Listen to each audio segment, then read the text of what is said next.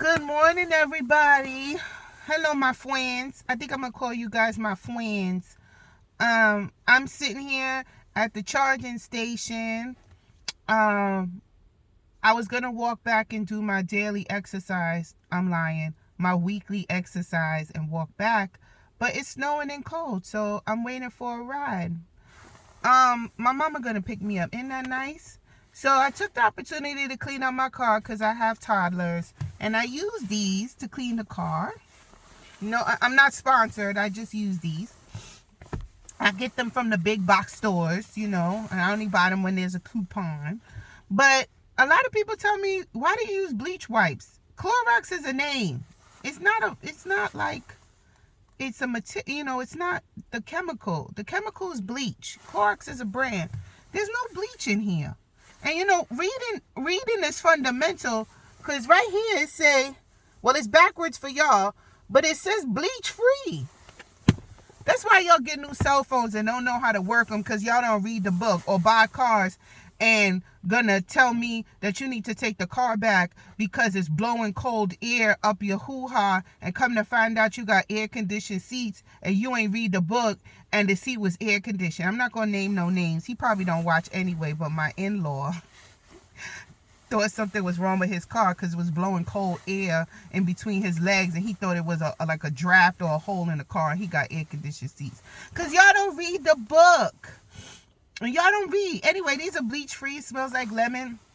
Because by the end of the week, my car smells like a foot, because my kids smell like a foot even though they get bathed regularly. Kids are, dirty and gross. So anyway, I'm dressed up like a penguin. I got on my penguin onesie because it's winter. So I thought I'd take the opportunity to make a little video because it's been slow. Like, the politics is over. We got to speak at a house. There's something going on with Santos, but I don't care. I think he lied. I don't care. He's a politician. He's supposed to lie. And then there's been a lot of celebrity gossip, but I didn't want to come on and just do like celebrity gossip because I'm not a celebrity gossip columnist, and I don't want to just talk about what's in the news, but in celebrity news. But something did tickle my fancy, the fact that Kanye West is married to an architect from his Yeezy company. That's what they said, according to Tisms.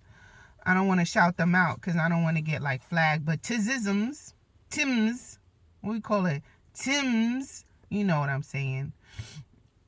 TMZ.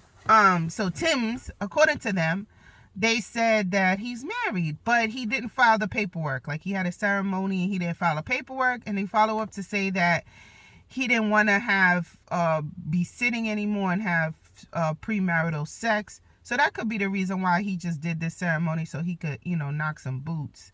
When she's dressed up, she looks like a Kim doppelganger. I think he's had one known black girlfriend, but the rest have been ethnically ambiguous, or white adjacent, or biracial. It's never a full black one, so he definitely has a type. But it kind of tickled my fancy because, when it's divorce proceedings, then the norm is to say that the woman is making the divorce hard, or, making it difficult for the divorce to be amicable. But I feel like Ye, I'm calling him Kanye, but his name is not Kanye anymore. It's Ye. Ye is being a petty ass bitch. Like, this is some petty shit. Like, you haven't even been associated with this woman long enough to marry her, but the women always get blamed. Like, I don't want no other niggas around my kids. But since their separation, Kim has been linked to one person. But this is his fourth or fifth woman that he's been linked to. So I don't know if the kids have been around this woman, but if he did marry this woman, the kids are going to be around this woman, I'm guessing. But anyway, that's just really, like, I don't know, it bothered me. I feel bad for her. Like, I'm not a Kardashian fan or anything. And I just feel bad for her. And people say, well, you know what you were getting into when you married him. And that is a falsity. I hate when people say, is falsity a word? It is today. I hate when people say that because it's not true. People change, especially when you meet them in the beginning. You don't meet the real person. You get their representative. And even while you're dating, you get your representative, get their representative. And if you're very religious and follow these known religions, you aren't living with the person before you get married. You're not shacking up with them. And if you're really hardcore, you're not having sex with them. So it's not till you live with them, have sex with them, and get to spend time with them, especially if you're in a religion that you have to be chaperoned for. You think he's going to be or she's going to be her true self with a chaperone there. You don't know what you get until you're well into your marriage, unless you took the time to live with them and cohabitate and act like a married couple. Your finances are entwined. You live together. You're having sex. You're building a life. Is when you really know a person. Me and my husband dated. Then we cohabitated. And then we started building our lives together, and then we got married. That worked for me. I would never test drive a car. I never buy a car without test driving it. I would never buy a house sight unseen unless I was going to flip it. People who buy houses sight unseen don't live in them. So yeah, you could say, yeah, people buy houses sight unseen, not to live in them, to flip them and get rid of them. So if you if you want to do these things for these major purchases, why the heck would you do this with somebody you are potentially, the end goal is to spend your rest of your life with them?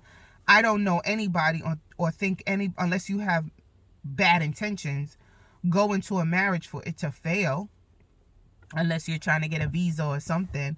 But people generally, I'm going to say more than not, get married with the expectation of being married forever. That's a huge investment. Marriage is a contract. There's a huge financial investment. There's a huge emotional investment. You are potentially linked to this person for life if you have children. And if you don't have children, you could still be linked with them for life. Because if this person is a part of your life, they have met your family, Big Mama loves them, or you share pets.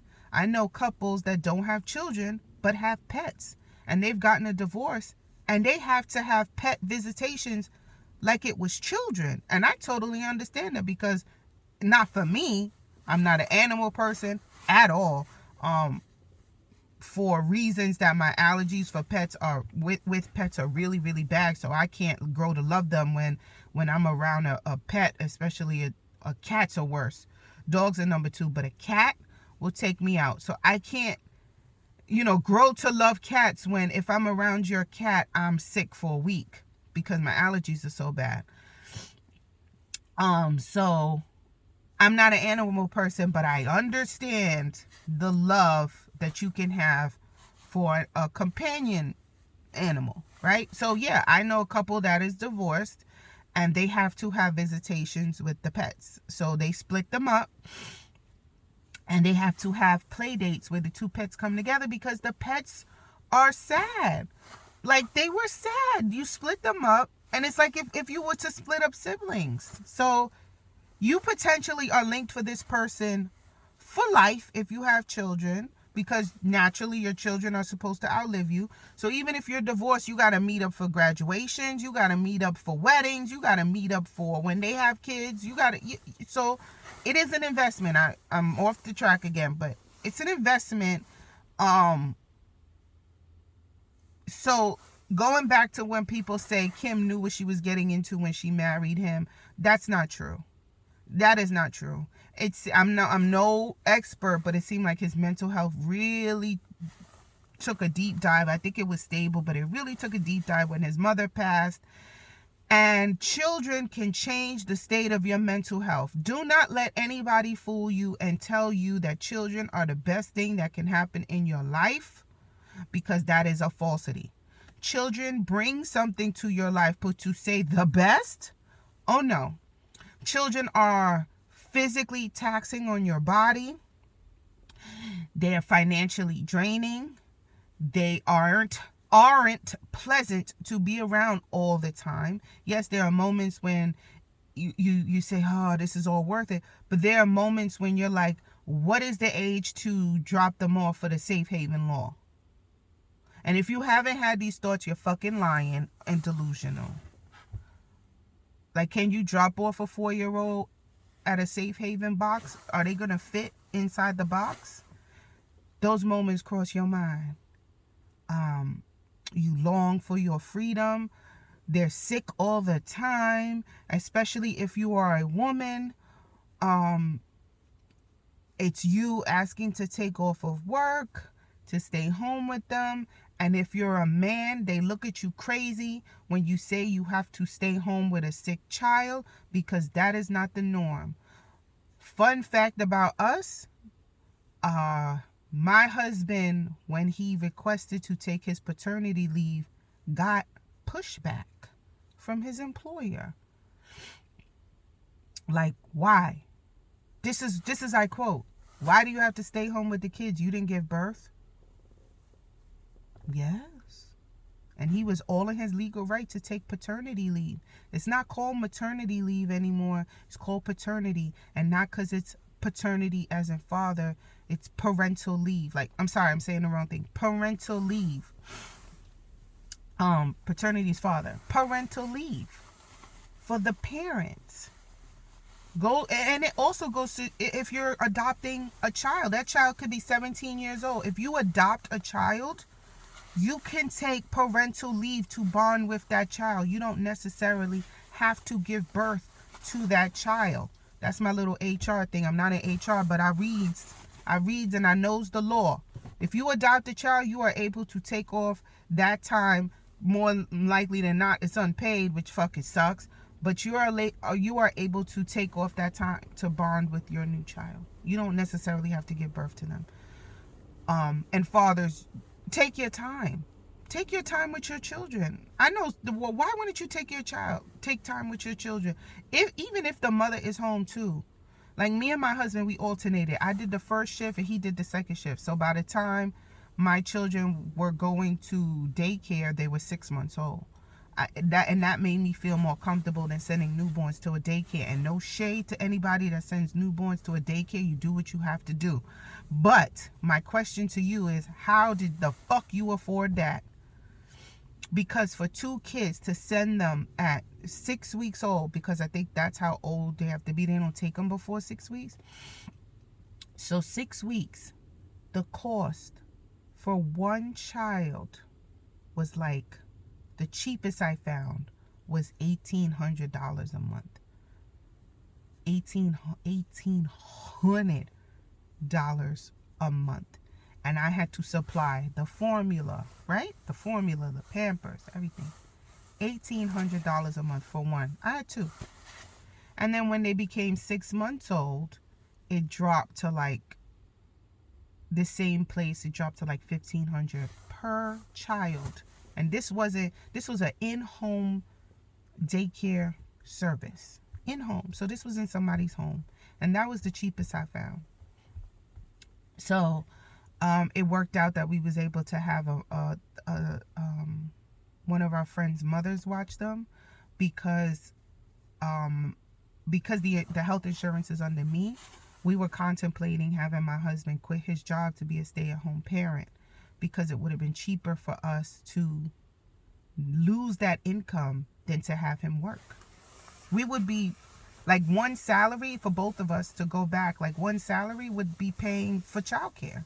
That didn't make any sense. He would be working just to pay the daycare, so he might as well be home, and I would have claimed all 3 of them. But it worked out differently, and we was able to get somebody to watch them for a drastically affordable price. I'm not gonna put my business out there, but yeah. So my husband took one. I took the first 3 months. He took the second 3 months. But where was I going with that? Oh my God, I'm so lost. Maybe because it's cold in here. And that's how I am. That's how my brain is. Like, something triggers me and I'm talking about something else. Kanye, right? We're talking about Ye. But anyway, I think he's being petty. I feel bad for Kim. I really do. She has these 4 children. And she's doing the best she can, raising biracial children. But men could be, they always talk about how bad the woman is. I wonder if the manosphere is talking about how Ye's behavior is some bitch assness. Anyway, my birthday's coming up. I'm not excited. I really was never excited about birthdays.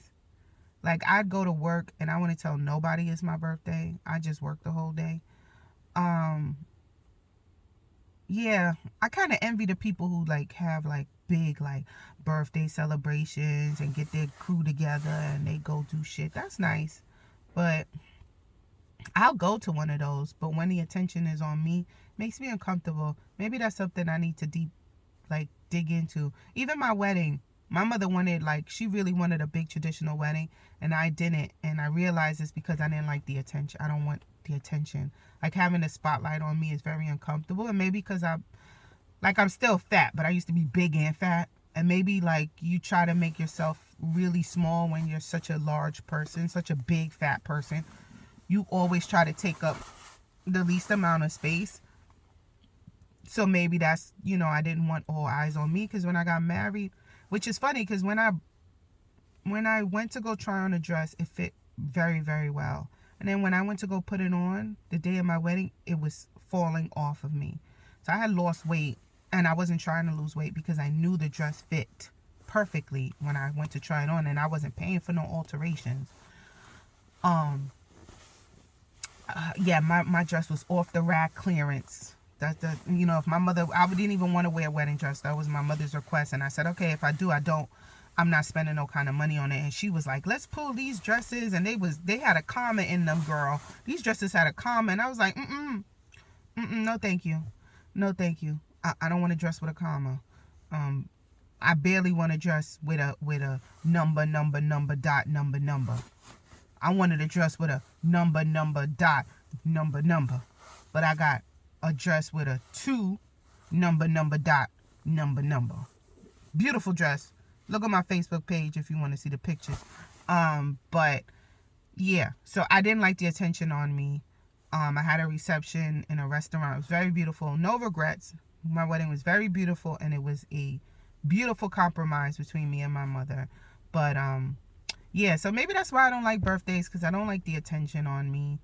So anyway, guys, MLK weekend, Dr. Martin Luther the King, okay?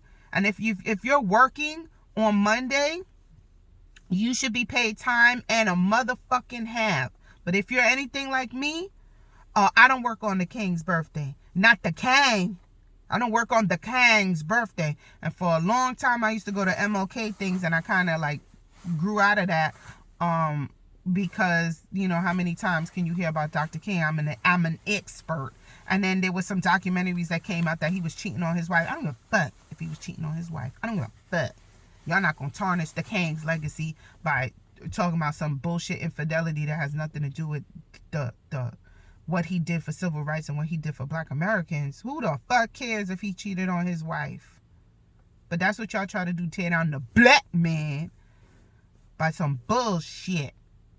Speaking of that, there was a Staten Island disgraced cop, that's what they called him, who was stabbed in the neck by his neighbor. And they talked about this much in the article, about 3 lines, talked about the incident that took place for him to be stabbed and killed in the neck with his 2-year-old and 1-year-old in the house. But the rest of the article, pages and pages and pages, talked about how he was disgraced from the NYPD and all his past charges and shit. The man was stabbed in his motherfucking neck. He wasn't a prisoner. If he was disgraced, so what? But the article was like, disgraced cop stabbed in the neck. Ooh. That's how they do. That's how they do to the black people. So he was a disgraced cop stabbed in the neck. And the focus of the article was him being disgraced from the NYPD and not the fact that he was stabbed in the neck with his children in the house. Okay. All right, America. I see you. America, America. Bye.